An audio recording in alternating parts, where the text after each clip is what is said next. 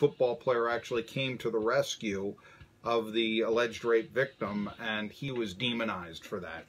Of course, yeah. Yeah. That's how it usually works. Yeah. So there you go. That's always fun. Huh? Okay, let me bring you on here now. All right.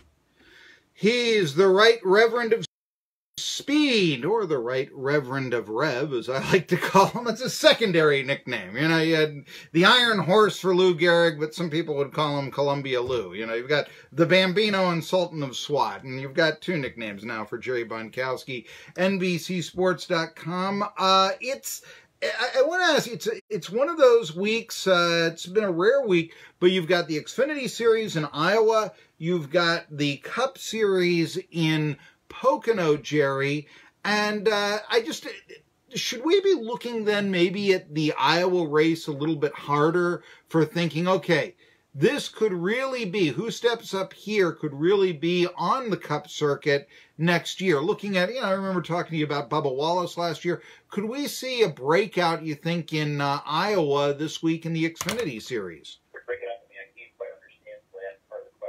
I was going to see, could we see a breakout driver for next year in Iowa? That's what I was going to ask. You know, actually, it's a little early. It is a little early, but it's also late in the season, in the Cup season, so to speak, to look at who potentially could move up from the Xfinity Series to the Cup Series next year.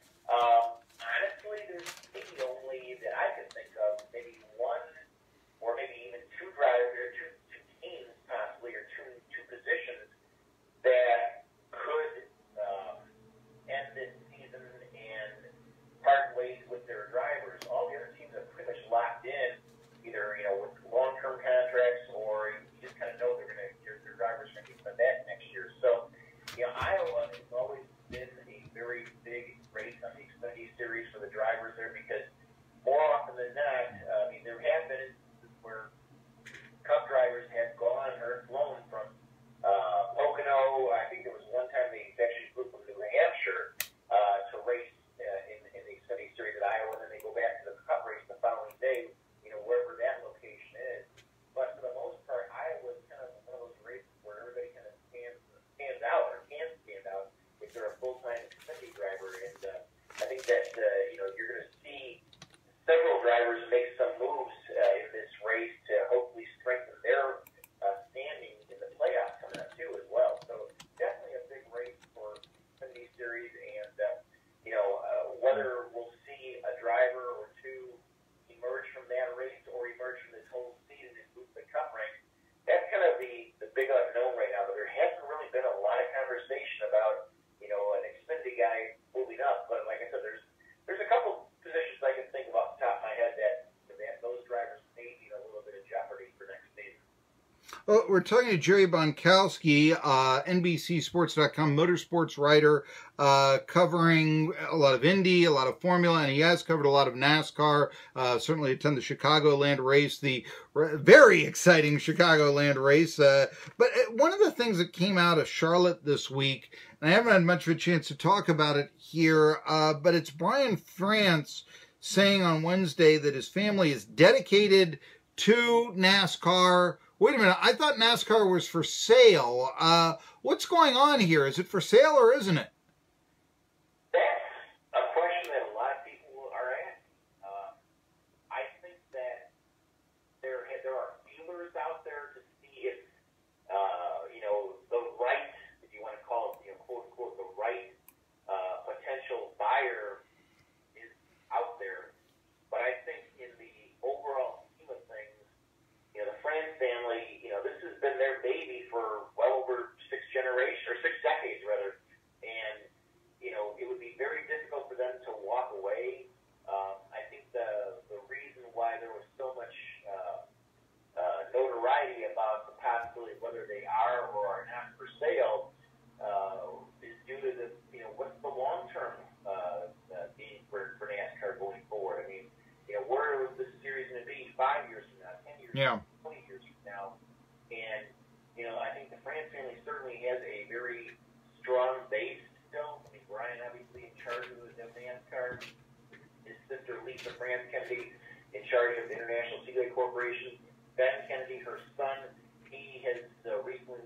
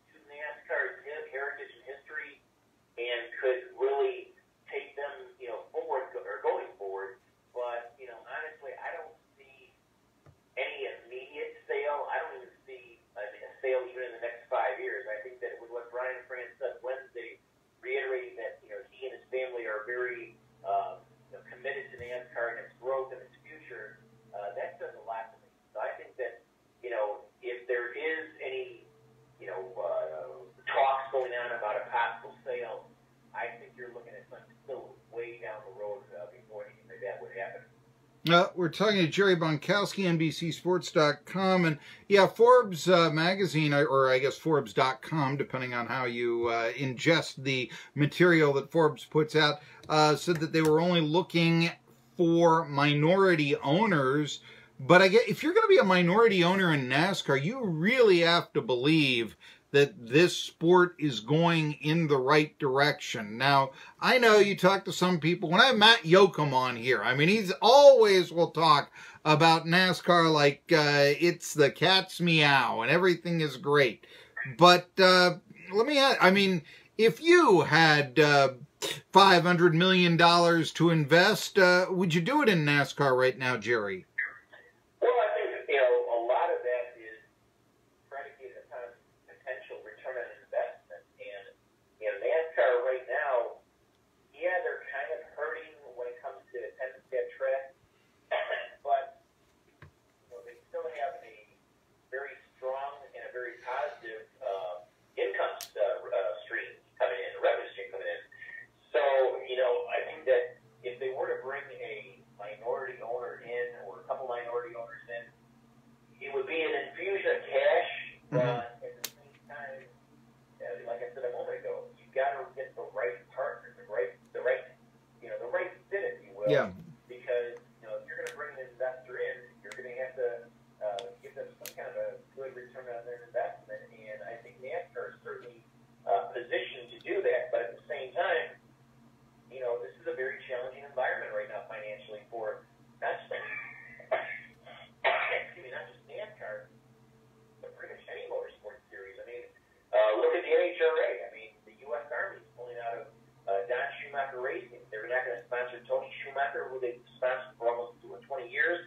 And then Antron Brown, he's been the Army's been like a primary sponsor in his car for like the last 10 years. So, it is a very challenging environment for all motorsports series, or all sports in general for that matter. And I think that, NASCAR is just looking at where do they go from here, what's the future going to look like, if they bring in any minority partners, how will they strengthen the series and the sanctioning body.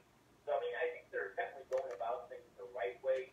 I know there's criticism at times from, the media or from fans, but, this is not something that's, done very easily or done, without a lot of thought and consideration. If they're going to try to build upon what they have, they definitely have to have additional, support. And, think about this, too, as well, Marky, and I know this is a long answer, but...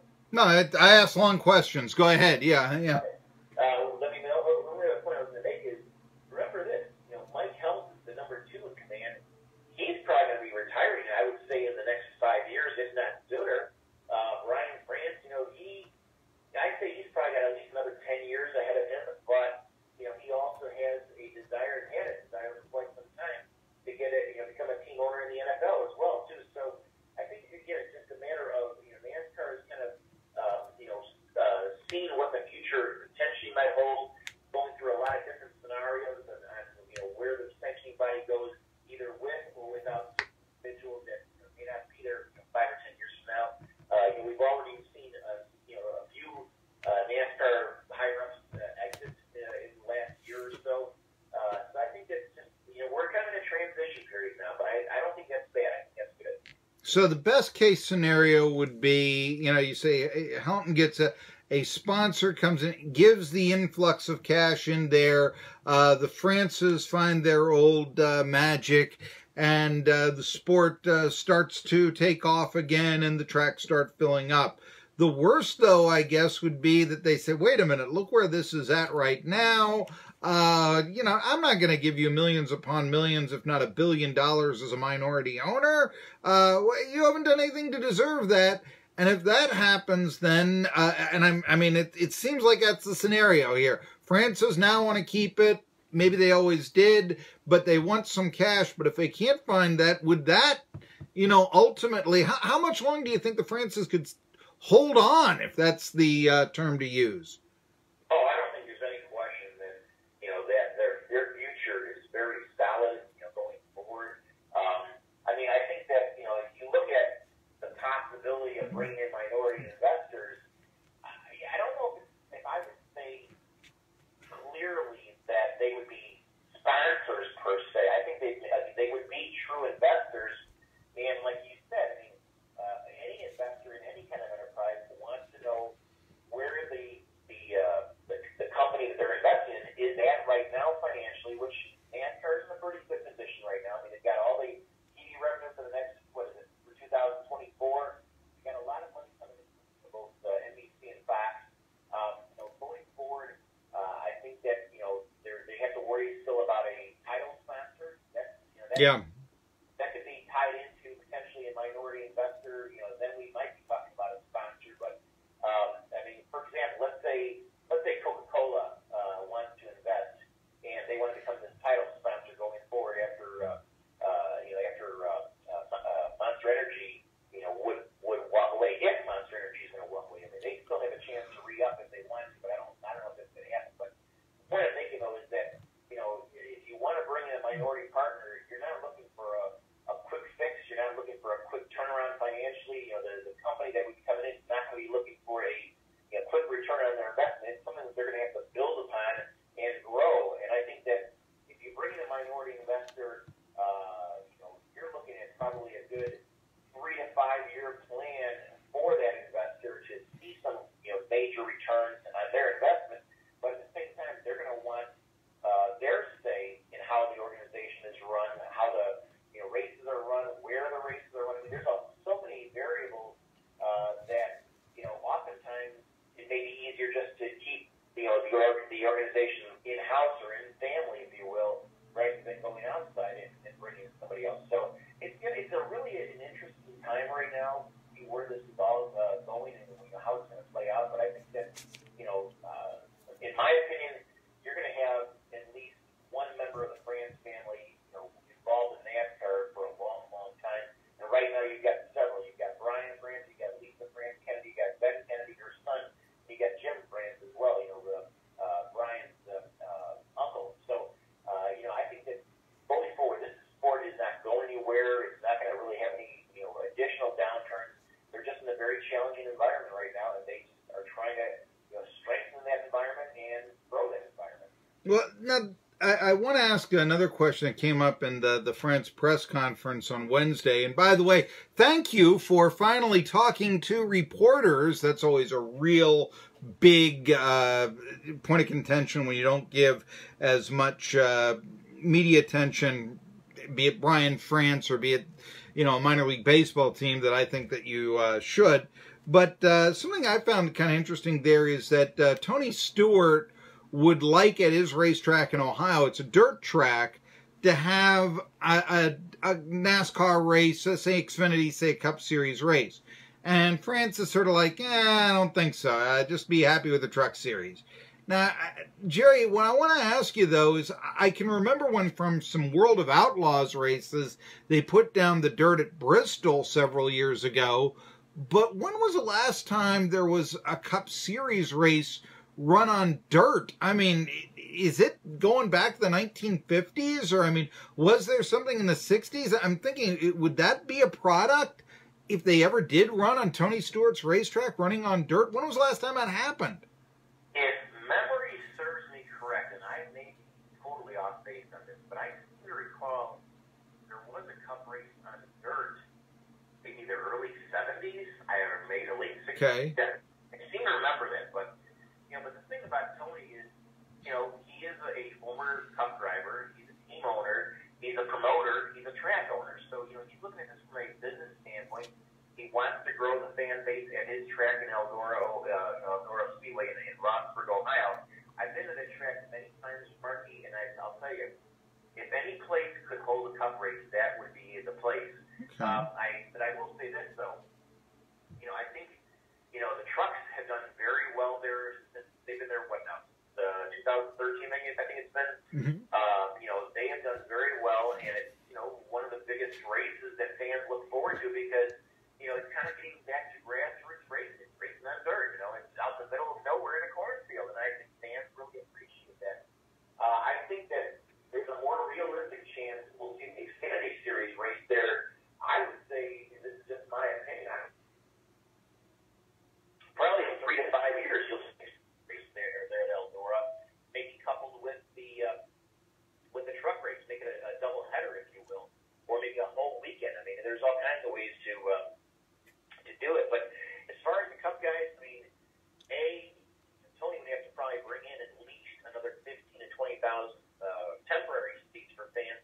accommodate the demand. There'll definitely be a big demand.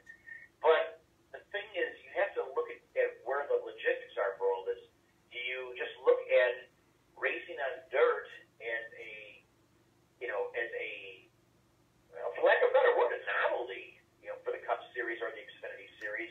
And how would that really play into the championship race? I mean, what happens if, we have a Cup race or an Xfinity race at Eldora, and because it's not a regular pavement they normally race upon, what happens if a driver, loses his bid to get in the playoffs, or, damages his hopes in the playoffs because he's not familiar to race on dirt? There's a lot of things to think about. But wouldn't that be the same argument that you say, oh, you shouldn't have road tracks on? I mean, wouldn't that be the same argument? But I think that the most realistic thing right now would be to see the Xfinity guys there, and sure, so within the next 3 to 5 years, and kind of see where that goes before any decision be made to bring the Cup Series to Eldora. Well, I was going to say, wouldn't the flip side though be, Jerry? Dirt screwed me up. I mean, don't they say the same thing about road courses? And I mean, I know some people don't like road courses, but those seem to be now becoming more accepted in NASCAR. I would imagine it's the same argument. Is there any difference that you can see? Well, no. I mean, I see what you're saying. And, I used to be a proponent, at least a decade ago, of not bringing in any more road courses. And now, we've got the races in Sonoma and Watkins-Glen. Now we're going to have a Roval, as you're calling it, in Charlotte here in a couple of months. I'm looking forward to that. And then, of course, like in the Xfinity Series, they're racing in Canada, Mid-Ohio, and Road America as well, too. So, road courses have definitely taken a step forward, if you will, in the overall scheme of NASCAR racing. And, if it came down to deciding to race at, let's say, Eldora versus racing, let's say, at, Portland, which is where the Xfinity Series is coming back to this year, or some other, road course, I think NASCAR would go with the road course before they go with Eldora. Okay. Hey, speaking of Tony Stewart, and for that matter, Stewart-Haas Racing, of course, they've dominated this year. Joe Gibbs, though, the announcement was that they got Craftsman as a sponsor. Of course, Craftsman used to sponsor the Truck Series. And I would imagine to sponsor Joe Gibbs a little bit less than sponsoring the Truck Series. But do you think this could be a path? We mentioned Monster Energy before, that maybe, I don't know, Monster Energy, they might be the ride of Jimmy Johnson or one of these other drivers that just seems to be losing their main sponsor. Could you see something like that take place in the future? That's a real tough question because, I'll give you a couple of illustrations on that. I mean, who would have thought 7, 8 years ago that Home Depot would have left Joe Gibbs Racing? I mean, they were so synonymous there, with Tony Stewart and Joey Logano. It was such they were so tied into Joe Gibbs Racing, yet Home Depot left. And now Lowe's is in the same situation with Jimmy Johnson, where they're leaving at the end of the season. We just saw, about a week or so ago, where 5-Hour Energy is leaving Martin Truex, Furniture Row Racing's team as a sponsor after this season, too. So I don't know if I would say that some of the bigger product sponsors are going to either stay in the game, if you will, or move to another team or what have you. I think that we're going to have to, or NASCAR and the teams themselves are going to have to go outside of their the area where they normally will get sponsors, which is the automotive or the beer companies, things like that, who have a lot of money. They're going to have to think out of the box and try to attract new sponsors who can really do it a good job in not only attracting new fans but also bringing more attention with more product as well too. Well, I got to ask this question to close out because we've been doing this for quite some time. Who's going to win in Pocono? Man, I'll tell you, as much as I would love to see somebody new win, I think you've got to look at Kyle Busch versus Martin Truex Jr. and even Kevin Harvick, for that matter. I mean, it's going to be 3 guys who've been dominating this series this year, and I think they'll continue to dominate at Pocono. Well, There you go. I know a lot of people have been writing about the drivers that haven't won a race this year, or the up-and-comers. But yeah, I dance with the girl that brung you. It's an old Tennessee term, I think. Anyway, Jerry Bonkowski, the right rev of speed. Read his stuff on NBCSports.com, not only about IndyCar, and there's a lot of stuff there, IndyCar Grand Prix that he's been covering, Scott Dixon, Mid-Ohio, but also what I really liked, hey, the remote control races of Team Penske. That's a fun read, folks. That's a real fun read. And you can get it from Jerry Bonkowski on NBCSports.com. I got to take a break. Tri-City Sports Now. All right. There you go.